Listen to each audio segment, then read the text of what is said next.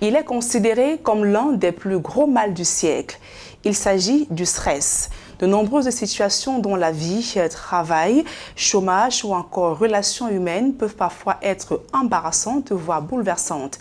Dans le monde professionnel, la gestion du stress demeure une réelle préoccupation, surtout que les employés sont confrontés au quotidien à diverses formes d'épreuves. Alors, comment être efficace tout en restant équilibré dans son travail? Actu Santé vous propose ce soir les clés pour pouvoir sortir du stress au travail. Notre invitée ce soir, c'est le docteur Ginette Uatou-Tchoyon. Elle est médecin du travail, également médecin gériatre et en service au centre médical d'arrondissement de la Dibamba à Douala 3e. Bonsoir docteur. Bonsoir Nadine. Mesdames et messieurs, merci de nous retrouver une fois de plus sur Equinox Télévision, c'est Actu Santé. Merci de nous retrouver une fois de plus sur Actu Santé, sur Equinox Télévision. Ce soir, nous parlons du stress au travail. Alors docteur, d'abord quelques généralités. C'est quoi le stress? Alors le stress, c'est un ensemble de réactions physiologiques, donc physiques, et psychologiques ou émotionnelles, qui sont la réponse d'adaptation à une situation ou à des facteurs jugés stressants. Le stress survient quand l'individu estime qu'il n'a pas les ressources nécessaires, les moyens pour faire face à certaines contraintes qu'il qualifie donc de stressantes. Il faut vraiment bien noter que le stress est une réaction. Ce n'est pas l'événement qui est le stress en lui-même, mais on extrapole en disant que c'est le stress, mais c'est la réaction de l'organisme, le sentiment de l'individu qui est la réaction de stress.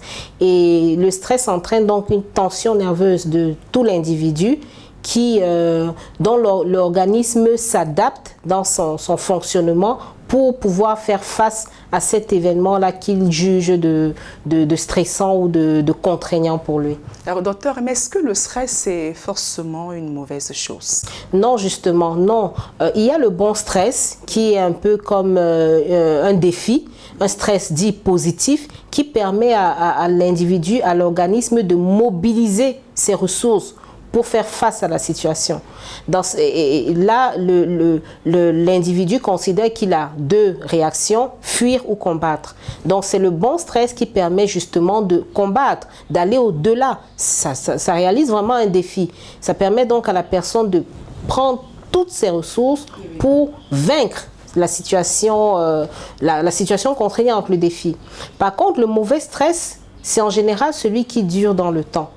Parce que on vit des stress tous les jours, mais le stress très souvent est court. Il est sur une courte période, il passe rapidement. Dès que la situation source de stress est levée, le stress s'en va. Mais quand un stress dure longtemps, n'arrive pas à être résolu, perdure bref, quand la personne a l'impression que elle est démunie et ne peut rien faire pour faire lever ce stress-là, eh bien, elle entre dans une situation de stress chronique avec toutes les manifestations qui sont derrière. Et parlons justement de ces manifestations, est-ce qu'on peut les avoir? Oui, il y a des manifestations sur le plan physique et sur le plan psychologique ou émotionnel. Au niveau déjà du stress aigu, parce qu'on va se différencier entre le stress aigu et le stress chronique. Au niveau du stress aigu, les manifestations physiques peuvent être les mains moites. Il faut dire que la réaction biologique du stress provient de la libération par l'organisme de deux hormones en particulier qui sont la noradrénaline et le cortisol.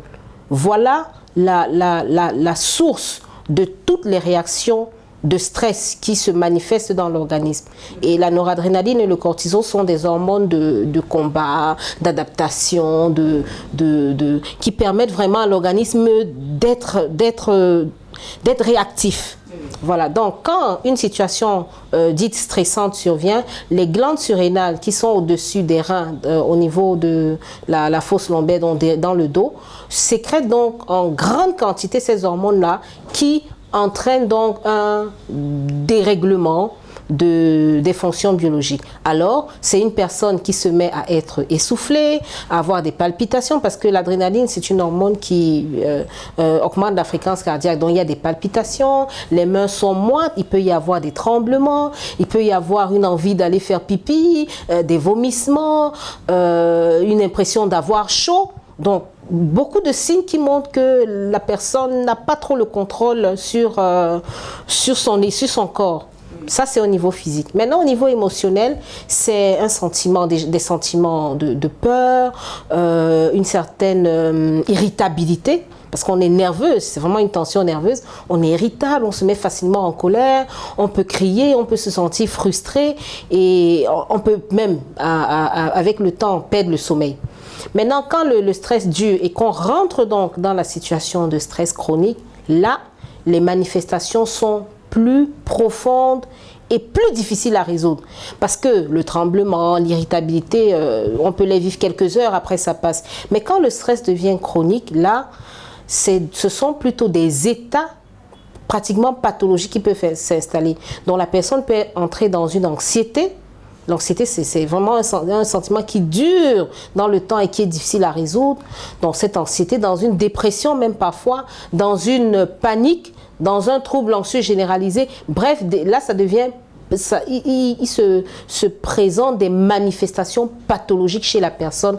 Et là, il faut forcément aller un peu plus loin dans la prise en charge.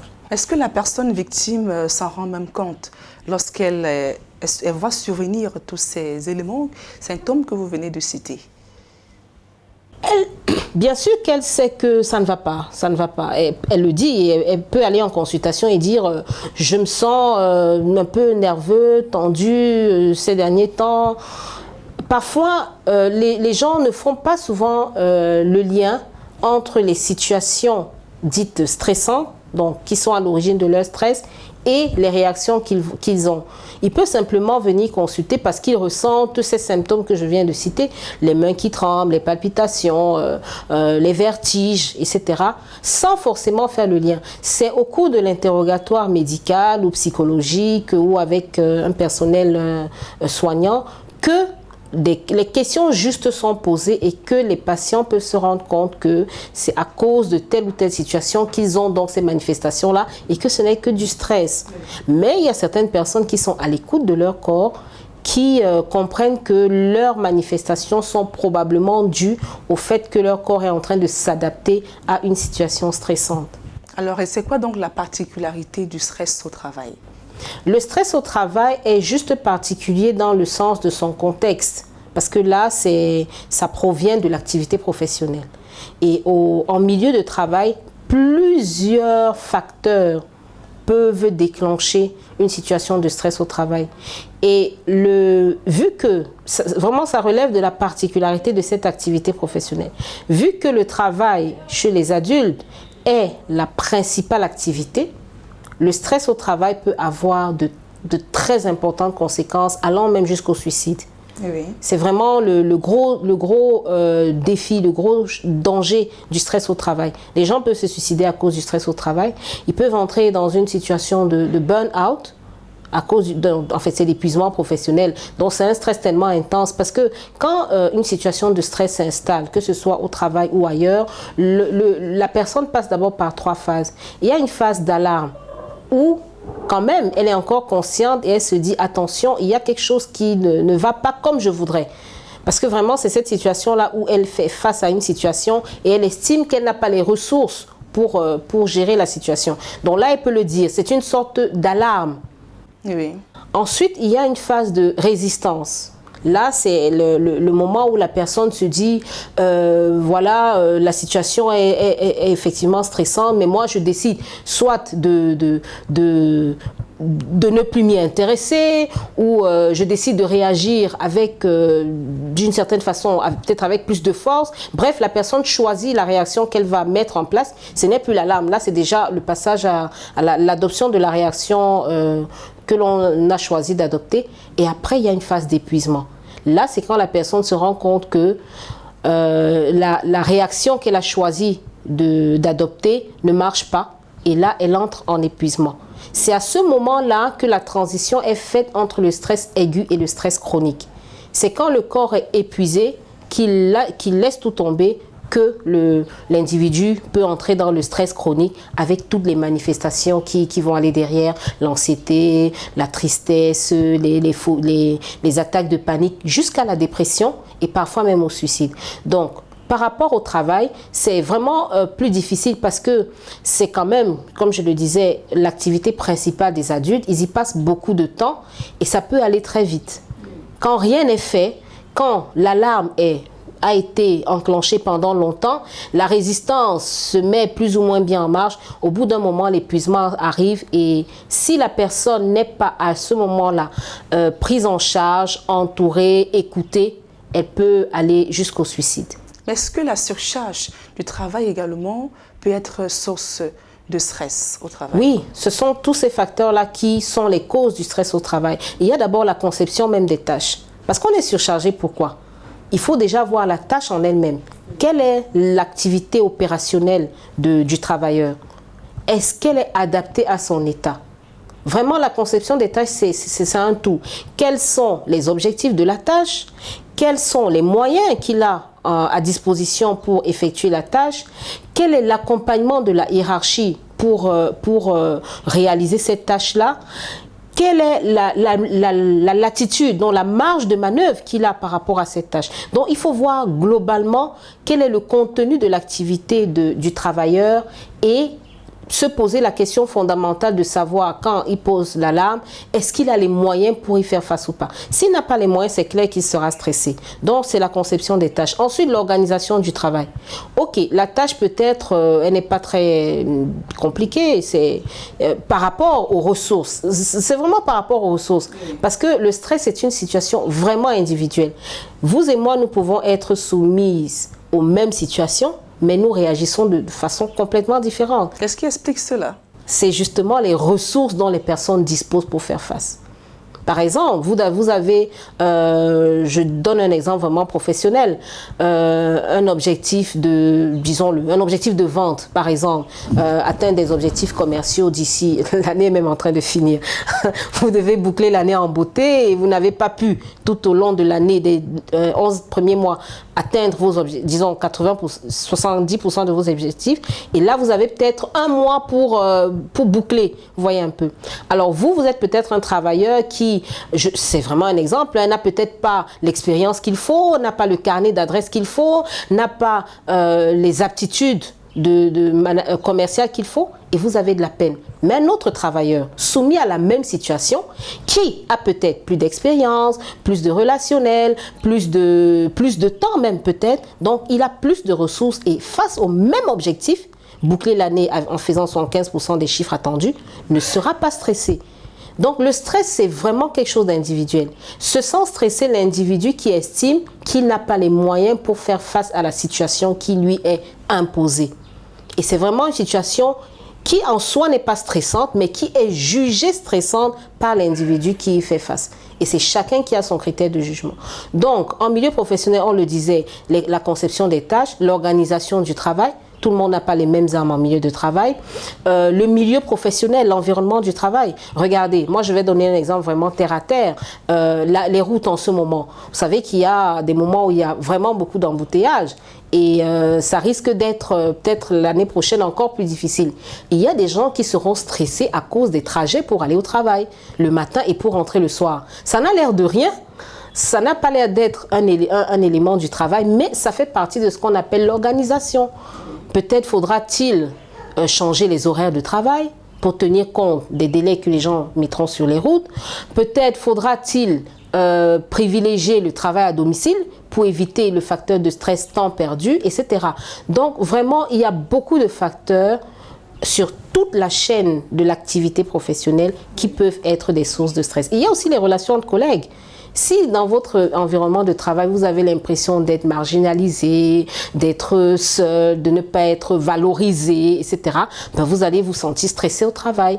Si vous avez les relations entre supérieurs, si vous avez l'impression que votre chef est toujours en train de négliger votre travail, ne vous encourage pas, vous donne des tâches à la dernière minute, etc., vous serez forcément, vous aurez un sentiment de stress. Donc, il y a vraiment beaucoup de facteurs dans tout l'environnement de travail qui peuvent déclencher un état de stress au travail. Et quelles peuvent donc être les conséquences de ce stress sur le rendu professionnel, également sur le plan de la santé? Sur le rendu, c'est clair que on commence par être stressé. Après, on est forcément démotivé. Parce qu'on se dit, mais écoutez, à quoi ça sert de me lever tous les matins, peut-être à 5 heures, de braver la route, de laisser les enfants, etc., pour aller dans un travail où je ne vais pas être apprécié à ma juste mesure. Donc, on finit par être démotivé, qu'on le veuille ou pas. Et ça peut déboucher sur quoi? Ça peut déboucher sur de l'absentéisme. Et même peut-être sur des démissions, chez les gens qui pensent qu'ils peuvent faire autre chose de mieux de leur vie, ils peuvent carrément démissionner. Ben, dire ça vaut pas la peine, je démissionne. Mais quelqu'un qui pense qu'il ne peut pas démissionner, eh ben, il va faire de l'absentéisme. Retard sur retard, absence sur absence, que ce soit justifié ou pas. Bref, il y aura un vrai désengagement professionnel qui va avoir des conséquences sur le travail. Hein? Parce que quand vous n'êtes pas là, on sait que dans l'organigramme, vous êtes censé être là. Mais vous n'êtes pas là parce que vous ne vous sentez pas bien, parce que ben, la charge va donc poser sur vos collègues.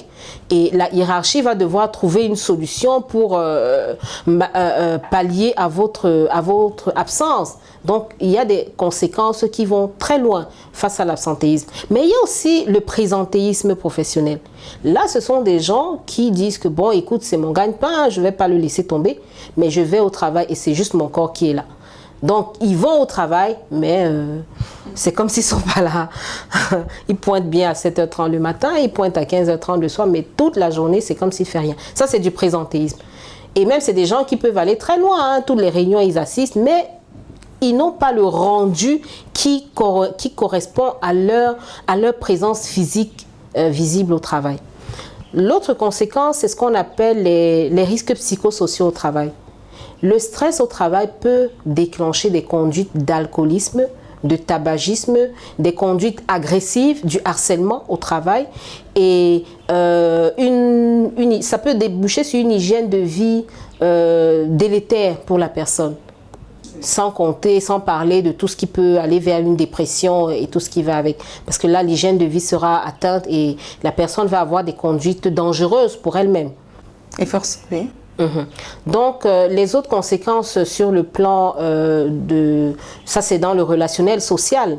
Parce qu'une personne qui passe, en fait, supposément 8 heures de temps au travail, bon, quand elle rentre chez elle, elle se retrouve peut-être en famille, dans son milieu social.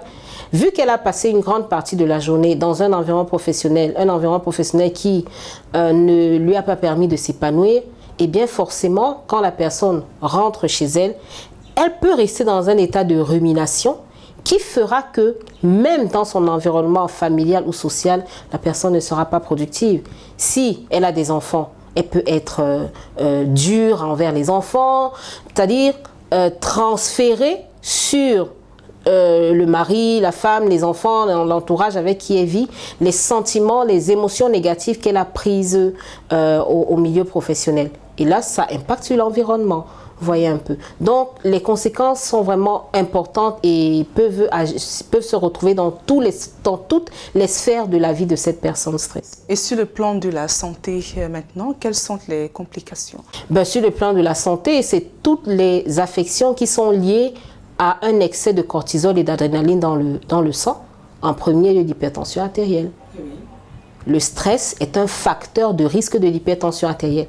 Et quand on dit hypertension artérielle, vous le savez très bien Nadine, derrière on dit accident vasculaire cérébral, c'est-à-dire AVC. On dit crise cardiaque, l'infarctus du myocarde. On dit mal d'estomac aussi. En fait, pas par rapport à l'hypertension artérielle, mais par rapport au stress. Le stress peut entraîner des troubles gastriques, le mal d'estomac comme on dit vulgairement, l'hypertension artérielle avec les conséquences qui sont derrière. Ça peut entraîner des douleurs abdominales, parce que ça aussi, c'est un vrai problème lié au stress. Des douleurs abdominales incompréhensibles. Tous les examens sont normaux, mais la personne a mal au ventre. Ça peut être lié au stress. Des céphalées de tension, c'est-à-dire des maux de tête permanents, constants, importants, mais sans lésions visibles, organiques. Ça s'appelle des céphalées de tension. Ça peut aussi entraîner des palpitations. Donc, une gêne au niveau du cœur. Ça peut entraîner même un déséquilibre au niveau digestif et ça peut même déclencher des maladies plus graves. Le stress serait un facteur à l'origine de cancer, de maladies d'Alzheimer dont je vous parle très souvent. Une situation de stress chronique perturbe le fonctionnement cérébral et peut, à la longue, déboucher sur une maladie d'Alzheimer. Et à côté de ça, on a bien sûr la dépression. Et on peut avoir même le suicide sans passer par la dépression. Parce qu'on peut passer par une dépression et après se suicider, mais on peut estimer qu'on n'en peut plus et on ne se donne même pas le temps de faire la dépression et on se suicide directement. Est-ce que le stress légalement peut influencer sur la libido? Ah oui, bien sûr. Voilà quelque chose dont on n'a pas parlé. Tout à fait. Le stress est un facteur de baisse de la libido. C'est normal parce que pour communier dans la relation intime avec une personne un partenaire, oui. Il faut être quand même dans un état d'ouverture, dans un état d'acceptation de l'autre et de soi et dans un état de don aussi. Or, quand on est stressé, eh bien, on a juste envie de se recroqueviller sur soi, on se referme un peu et on n'a pas vraiment envie d'aller vers des jeux érotiques ou des activités parce que il faut le dire, hein, les relations sexuelles produisent des hormones quand même du bien-être. Ça, on va pas en parler, mais c'est clair. Or, quand on est dans un état de stress, on a plutôt des hormones qui nous mettent dans un état de fermeture et on finit par s'y habituer. Et du coup, on n'a pas envie de sortir de cet état. C'est très subtil, hein? C'est inconscient. On n'a donc pas envie de sortir parce qu'on se dit, je suis en protection, je me défends. Si je m'ouvre là, si je vais vers l'autre, je vais m'exposer et je peux encore être blessé. Du coup, on se referme sur soi. Donc forcément, il y a une baisse de la libido. Alors, et comment gérer donc le stress au quotidien lorsqu'on a affaire à plusieurs tâches durant la journée, et également pour gérer son équilibre personnel? Alors ça, on peut en parler pendant des séminaires sur 3 jours à 4 jours, parce qu'il y a énormément de méthodes. Nous les développons, ça ne va pas être de la publicité, mais nous avons une société médicale qui développe ces méthodes-là de gestion du stress en passant d'abord par l'organisation du travail. C'est très important. Parce que c'est clair que dans la notion du stress, il y a des facteurs sur lesquels on ne peut pas agir. Ça, c'est comment réagissent les autres, quelles sont les conditions du terrain, les conditions du marché, la concurrence, le Covid. Ça, ce sont des choses sur lesquelles on ne peut pas agir. Mais il y a des facteurs sur lesquels on peut agir. Donc, la première chose pour gérer de façon positive son stress, c'est d'agir d'abord sur les facteurs qui sont à notre portée, c'est-à-dire l'organisation du temps, la gestion du temps, l'organisation du travail. J'ai une formation qui va dans ce sens-là. On forme à des méthodes comme Get Things Done, la méthode Pomodoro, etc. Et beaucoup d'autres méthodes. Il y a au moins 12 méthodes auxquelles les gens peuvent se former pour apprendre à gérer leur temps de travail, à organiser leur travail afin d'être moins stressé. Parce qu'un autre élément aussi, le stress c'est un sujet très vaste, hein, un autre élément c'est aussi que le stress peut survenir du fait que le cerveau se sent débordé. Ça, ce n'est pas un facteur très très visible, mais c'est un micro-facteur qui a quand même sa place. Donc quand une personne a l'impression d'être débordée, avoir 1000 choses à faire, elle ne se souvient plus de tout ce qu'elle a à faire, eh bien le cerveau perd un peu pied. Un peu comme un ordinateur qui finit par planter parce que vous avez ouvert 10 fenêtres à la fois. C'est vraiment le même principe. Donc, il y a donc des méthodes qui aident les gens à gérer leur temps. Et quelles sont donc ces méthodes-là pour permettre aux téléspectateurs? J'en ai donné quelques-unes. Déjà, il faut connaître les lois de la gestion du temps. Il y en a 12. Je ne vais pas les citer ici parce que ce n'est pas le lieu. La loi de Parkinson, la loi de Pareto. Bref, il y a au moins 12 lois. Il y en a beaucoup d'autres. Il y a aussi les méthodes. J'ai parlé de la méthode Getting Things Done, la méthode Pomodoro, la matrice d'Eisenhower. Bref, ça demande quand même un certain travail. Sinon, on est débordé. Oui. Donc, à un moment, il faut savoir faire appel aux professionnels pour qu'ils vous accompagnent tout au moins sur le volet organisation du travail et gestion du temps. Oui. Et en entreprise, comment un patron peut aider à changer l'environnement du travail pour qu'il soit davantage plus propice pour les employés? Alors, un patron ne peut agir que sur les facteurs dont il dispose. Alors, déjà, le premier facteur qu'un employeur pourrait faire, ce serait de créer un cadre convivial pour le travail, une culture d'entreprise qui favorise le bien-être des travailleurs. Ça, c'est toute une école, c'est toute une culture d'entreprise où les travailleurs se sentent valorisés. Il y a des petites choses que les travailleurs peuvent faire, des lettres de félicitations, des lettres de remerciements, des primes meilleurs employés du mois, de l'année, etc. Même des mots, tout simplement, des mots d'encouragement. Voilà des petites choses qui n'ont l'air de rien, qui prennent moins d'1 minute, mais qui aident les gens à diminuer un peu leur part de stress. Parce qu'on est clair que les objectifs du marché sont importants.